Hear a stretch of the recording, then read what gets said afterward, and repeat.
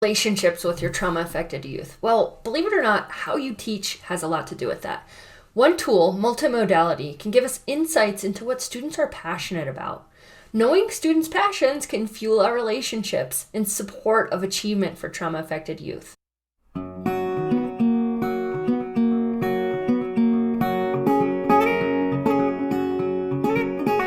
Hi, I'm Erin Silcox from TraumaInformedTeachers.com with practical tools for conscientious educators like you. And when we use multimodality in schools, we allow students to employ their passions, develop ownership over their learning. But are you sure? Do you know how to use multimodality to build connection with trauma-affected youth? Keep watching to learn more. In a nutshell, trauma-affected youth who may not excel with rigid expectations are likely to shine when we open up what counts as literacy in our classrooms. When they're invited to share their passions, be it music composition, video creation, dance, art, digital media, even video games, we are more likely to see who our students really are. As an educator, these are the moments you're looking for. These are where we have a crucial opportunity to connect with trauma-affected youth. Relationships are the key with these students. They help to build a sense of safety and trust.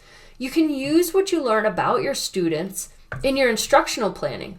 You can use what you learn in your interactions with them and share pride in their multimodal communication prowess. Help them find a sense of accomplishment in your classroom. Each of these moves will support a stronger relationship, will likely improve their self-worth, confidence, and their engagement in your classroom. Here's an example. I had a student who avoided schoolwork like the plague. He had a long trauma history. And this trauma history wasn't from his family, but they weren't good enough buffers, or their relationships didn't do enough to buffer him from the neurological and physical impacts of this trauma. So he brought that with him into the classroom. He loved video games, but he struggled with limitations we set about his use of video games. Because I knew he loved video games, the internet, and all things tech, I knew that I could take advantage of that to get him engaged, build a relationship, and help him establish limits with screen time. So he and I collaborated to develop an independent study in web design. His website was a collection of reviews of educational games online. As we worked together, I got to know what he liked about games, how savvy he was with technology. Doing so allowed me to strike up more meaningful and authentic conversations with him and to really connect. On his end, he was motivated to write well-written reviews because they had to meet our predetermined expectations before he could continue playing games, before he could move from one game to another. He was driven to maintain his limits with technology so he could continue on and finish the project.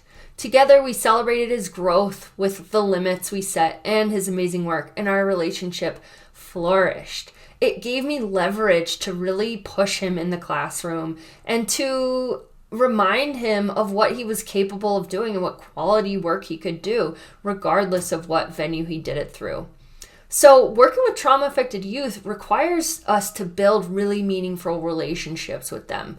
They need to feel safe in our classrooms. Use multimodality to learn what your students really excel with, what their literacies are, what their at-home literacies are, and open up what counts as literacy in your classroom to celebrate students' expertise and build meaningful relationships. Like what you saw here, click the next video for more and hit subscribe to get alerts.